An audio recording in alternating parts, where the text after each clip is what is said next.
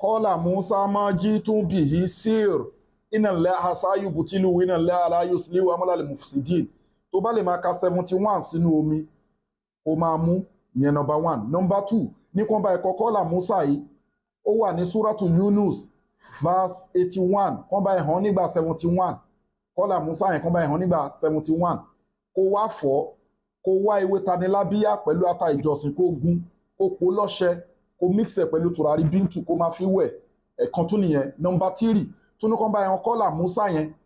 ṣòwárí ewé tanilábíyá àti ata ìjọsìn tó gún yẹn wàá tún gún bẹ́ẹ̀ wàá wá sá yẹn àgbẹ̀ wàá sọ di powder wàá máa fi mu Kọ́lá Musa. Gbogbo oògùn tó bá wù kán máa sàṣẹ láyé kò ní ṣiṣẹ́ kan kọ̀ǹfàmà ní tí ò rújú. Ayé Al-Qur'ani ni tọ́lọ́n fi dákó fún ànábì tọ́lọ́n fi gbìjà ànábì Musa lọ́dọ̀ Fìràhánà ó wà effective gidi. Ṣíwájú kó tó ṣiṣẹ́ ìfarabalẹ̀ kó gbọ́ fídíò ìdílẹ̀ ṣíwájú kó tó ṣe àbí tó bá parí iṣẹ́ ìtàn nǹkan tó bá lágbára fi sákàǹtì àwọn ọmọ aláìní àkáǹtì nọ́mbà ní fáwọn ọmọ aláìní 0123 214 àkáǹtì nọ́mbà fáwọn aláìní 0123 214 Wema Bank of Nigeria. Ìṣọ́rí protection tó lágbára ni Kọ́lá Musa ẹ̀wọ̀n ti sàásí ẹni wọ́n ṣépè fún ni whatever nǹkan tó bá wù kán fi ṣépè fún ẹ ọ̀nà àṣí ó máa ń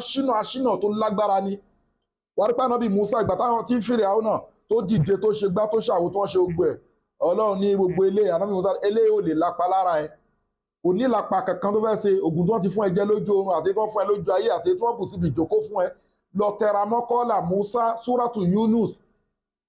Suratu Yunus verse 81 òun ni mo kà fún ẹ Kọ́lá Musa mọ́ jí tún bì í sírù iná lẹ́ àṣáyù bùtílù iná lẹ́ aláyù sílíwà amúlàlẹ̀ mufsidin 71. Tó o bá lè ṣe gbogbo èyí tí mo tọ́ síwájú yẹn máa kà sómi kó máa mú farabalẹ̀ kó gbọ́ fídíò ìdílẹ̀ kó dẹ̀ fi ránṣẹ́ ẹ gẹ́ẹ̀tì àlàlí powder wa gbogbo ẹ̀yin olólùfẹ́ Ọlọ́run kì í ṣe oṣólẹ̀ kì í ṣe ìyọnu ayé kì í ṣe ẹ̀bẹ̀ àgbà ó bẹ́ẹ̀ anybody o tọ́wọ́ ẹ bá tẹ àlàlí powder yìí solid barrier máa wà láàrin wa àti evil world monitoring spirit onírí ẹ mọ́ wàá rògbò ẹ lò ẹ gẹ́ẹ̀tì all in one wa ikú nìkan ní all in one ò lè wò ẹ gẹ́ẹ̀tì caterpillar fún sọmúroro àti ẹ̀dà fún tọkọtìyàwó tó ń wojú Ọlọ́run bá fọ́mọ ẹ gẹ́ẹ̀tì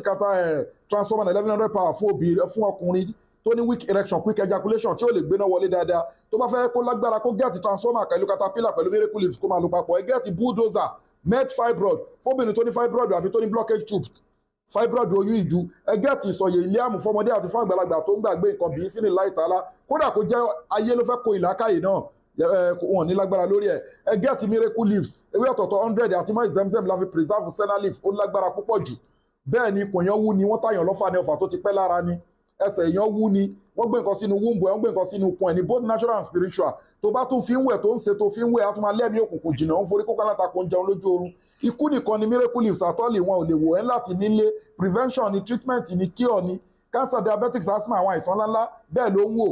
bẹ́ẹ̀ ni bísí látàlá tó wá ní special package tá a máa ń ṣe fún ọkùnrin tó bá mú nǹkan ọmọkùnrin ẹ̀ tí wọ́n ń lò ní forward a ní package tá a máa ń ṣe fún wọn a ní package tá a ń ṣe fẹ́ni tó ní diabetics a ní package tá a ṣe fóbìnrin tó ń wojú Ọlọ́run bá fọmọ torí ètò ọmọ bíbí ó ní the guardian ẹ tó wá dẹ̀ fẹ́ ṣàbí àmọ́ àwọ̀ nǹkan jẹ síkùn ẹ̀ package wà tá a máa ń ṣe fún wọn ẹni tó ń forí kókó alátakò tó ń jẹun lójú oorun àbó wà nílùú òyìnbó bí aláìsí àbó ń fa kò tóra wọn àbẹ́mí òkùnkùn dá láàmú aláwọn package fún ètò sàárà wà ètò àdúrà wà tó lẹ́jìtì ètò àwẹ́wà tó lẹ́jìtì àwọn àlàlí powder wà yàtọ̀ sí product táwa máa jáde tó ta máa ṣe fún ẹ láti gbà ẹ́ lọ́wọ́ ẹ̀mí òkùnkùn àwọn ò ní fìtọ̀ fọ̀gbẹ́ o confam lèmi sọ fún ẹ àwọn ò ní fìtọ̀ fọ̀gbẹ́ àwọn máa seek refuge fún ẹ látọ̀dọ̀ Ọlọ́run direct ni àtàwọn nǹkan tọ́lọ́run ṣe láàlì láti gbèjà ara wa bẹ́ẹ̀ ni innahu yarakum wa qabiluhu min haythu la tarawnahum èṣù àtàwọn kọ̀mpánì ẹ̀ wọ́n ń wù ẹ́ o àmọ́ Ọlọ́run jẹ́ ká mọ̀ pé innahu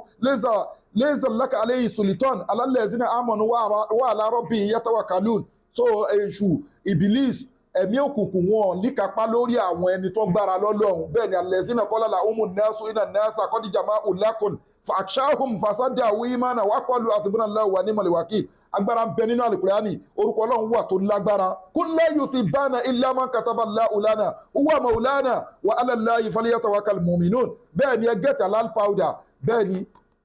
abatu sauda black seed powder àti black seed oil abatu sauda oil àti powder àti virgin olive oil tá a mọ̀ sí seitun àwa mùsùlùmí la ní ó lágbára púpọ̀ jù ẹ̀rọ láti nílé èyí tí rúkìá ti wà ń bẹ̀ ó wà èyí tó rẹ̀ jẹ́ natural náà ó wà rúkìá ni pé àjà àtu àmọ́ àti wí orúkọ Ọlọ́run sí lára bẹ́ẹ̀ ni tó confam òun láti ní gbogbo nǹkan wọ̀nyí lé ẹ pè wá sórí +234 810 913 1425 ẹ kọlù wa ẹ wọ́sọ̀pù wa lórí +234 810 913 1425 a wà ní òkè ògùn mádàgbáyò ìbẹ̀jú lẹ́kì ẹ̀pẹ́ expressway kò síbi tẹ́ wà tí product wa ò dé Lagos la wà bẹ́ẹ̀ ni after ẹlẹ́kọ̀ọ́